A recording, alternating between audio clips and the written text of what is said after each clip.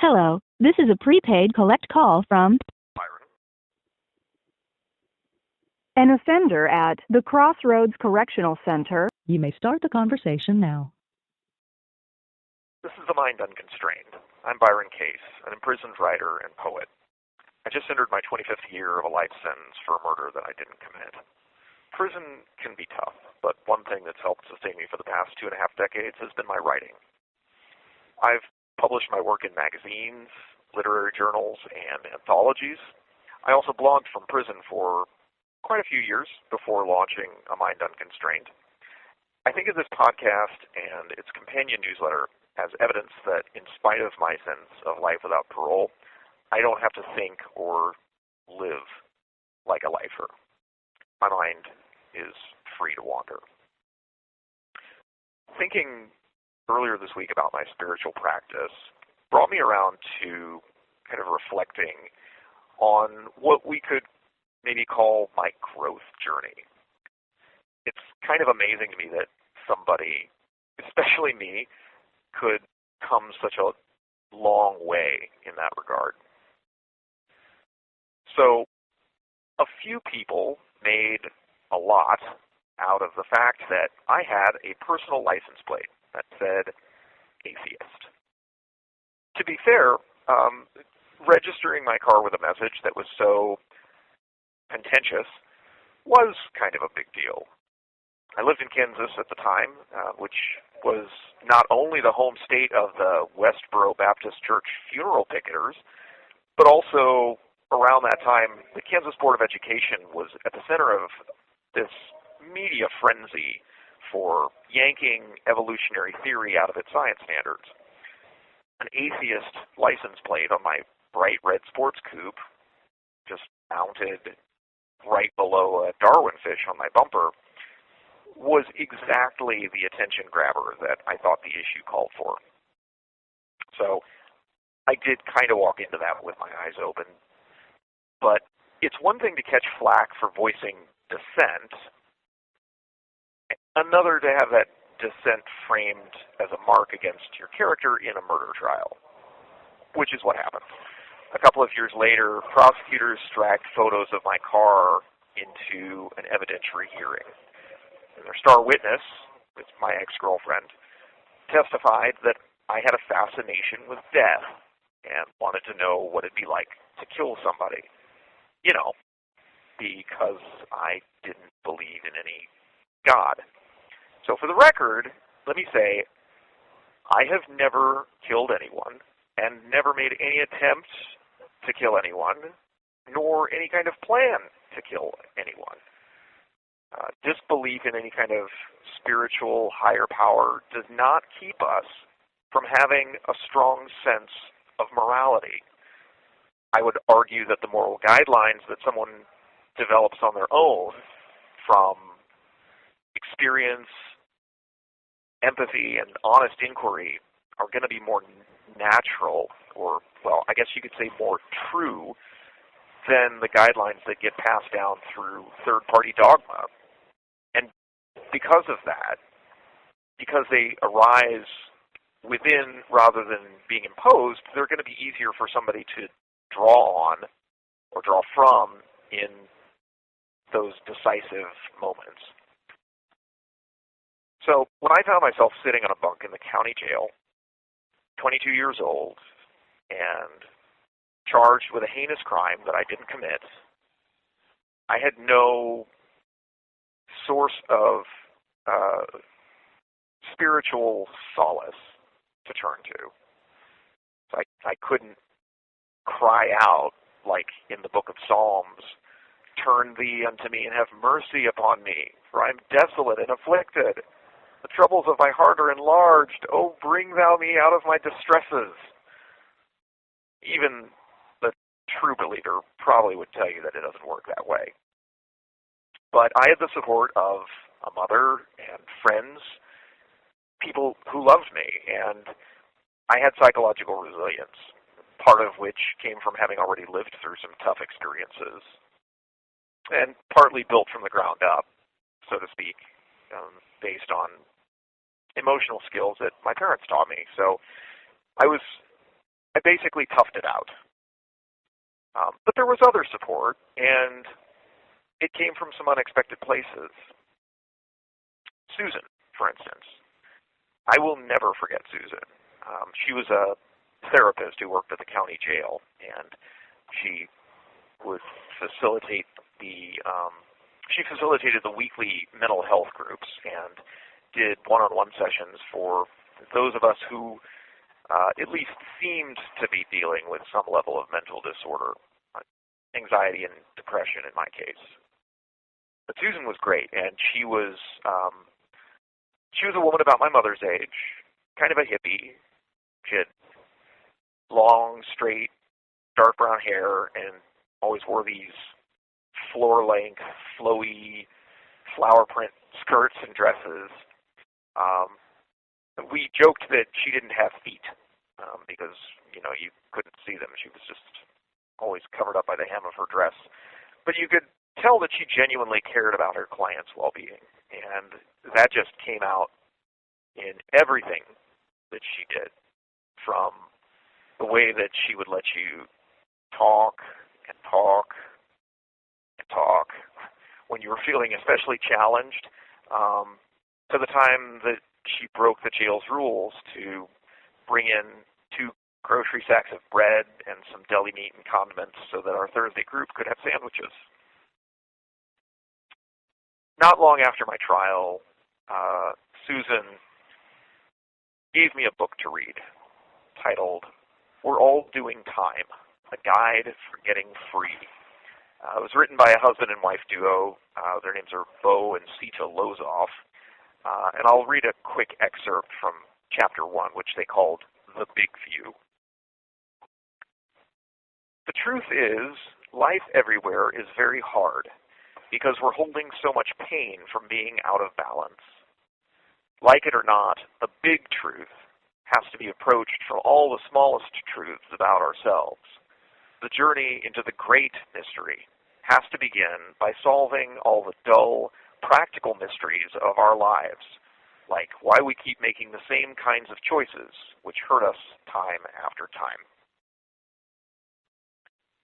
Bo and Sita go on to quote the Bible, the Buddha, Ram Dass, John Lennon, Woody Allen. They write about finding inner peace. The recipe that they give, it involves seated meditation, mantras, hatha yoga, eating right, and breath practice. The Dalai Lama wrote the foreword to the book. Now, Susan knew I was an atheist, and like any therapist who's worth her salt, she left her personal beliefs at the door. So I have no idea now, nor did I have any idea then, what religion she might subscribe to. But she understood me well enough, I think, to give me this book that had all kinds of talk in it about God, the great spirit of nature, the divine humor, the great mystery, whatever, and know that I could still see some of the wisdom underneath the woo-woo. And I was in a dark place. And when somebody shines a little light into a dark place, there is no telling what might get illuminated.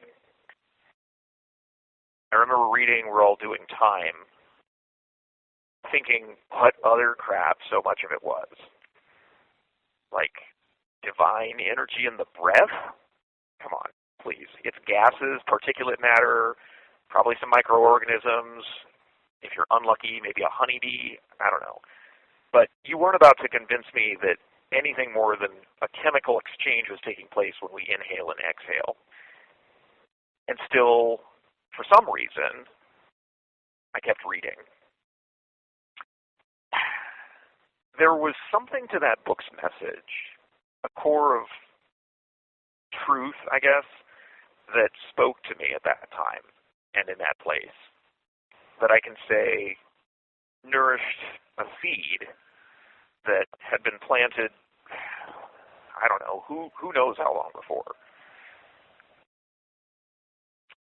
I think I was always interested in philosophy, As a kid, I asked a lot of questions.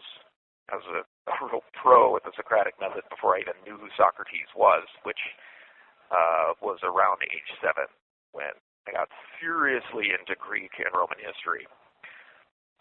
But anyway, when I came to prison, I made time to really dig into the works of the great minds that I'd only previously ever read excerpts from before. Plato, Aristotle, Socrates, Epicurus, Marcus Aurelius, Epictetus, Confucius, Lao Tzu, Nietzsche, Kant, Mill, and I even tried reading Kierkegaard, but even my voracious intellectual curiosity had its limits. In that vein, though, coming to prison and being interested in philosophy, I fell into the self-denial of Stoicism, and I think in some way that was an effort to reclaim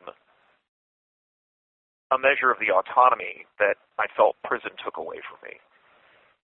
There's a certain kind of freedom in denying yourself things, knowing that you're in a place which seeks to deny you of so much else.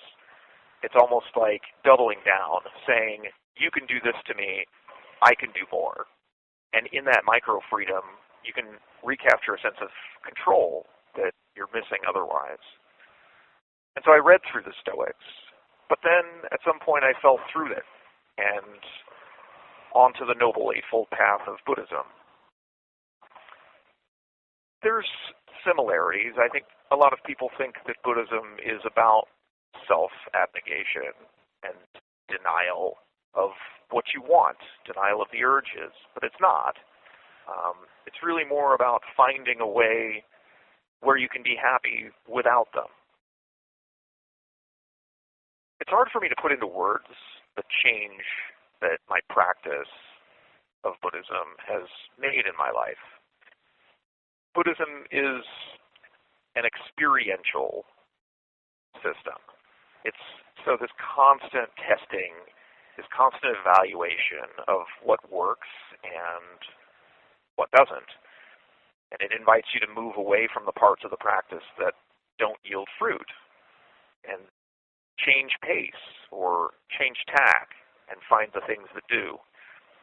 It's also non-theistic, so it doesn't depend on you believing in a divine supernatural.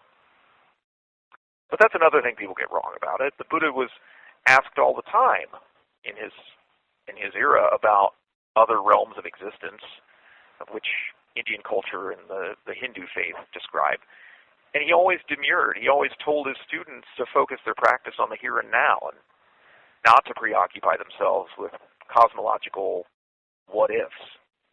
That's why you can be a Jew who practices Buddhism, or a Catholic who practices Buddhism, or a Muslim who practices Buddhism. I like to say that Buddhism is like an expansion pack for life. You just install it, run it, and you become a more fully realized version of whatever you already are. You might say that the journey that I've undertaken is one without end. And I suspect that if I got out of prison tomorrow, I would still follow the Noble Eightfold Path as rigorously as I do now, maybe more. So it's a journey without end, and I could talk for a very long time, possibly without end, about my exact understanding of Buddhism, but that kind of goes against the spirit of the thing. The tradition that I practice in, Zen, is based on the idea that somebody may attain enlightenment without the scriptures or the teachings, and that it really is all about the practice. The effects are subtle and deep, but as they accumulate, you gradually start to see this softening, a peeling away of the layers of self, getting closer to the heart of what more than one Zen teachers called the great matter. I don't know. This isn't some sort of advertisement for Buddhism. I'm not trying to sell my way of thinking. I'm just saying I've become more open-minded. I smile more. I'm a little nicer to people. I sweat the small stuff less. I don't lose sleep over the big stuff. I attribute most of that to my practice. And the irony is that I don't know that I would have found the practice if I hadn't had everything else taken from me. There's more, of course, but telling you about it would be kind of like pointing at the moon to explain the moon. And my finger's just not going to do anything for your understanding. Like so much else in life, if you're curious, you just have to experience it for yourself. That's it for Mind Unconstrained this week. I'm Byron Case. Thanks for listening. If you like what you heard here, new episodes drop on Fridays. You can also direct your browser to amindunconstrained.substack.com and subscribe to my newsletter. You'll get a new post in your inbox every Wednesday. I love getting questions, suggestions for future episodes, and comments, all of which you can leave on Spotify, Apple, YouTube, or wherever you're listening. Ratings, reviews, and shares help A Mind Unconstrained get further into the world and are very much appreciated. So until next time, may you be happy, may you be healthy, may you be safe, may you be at ease. The caller has hung up.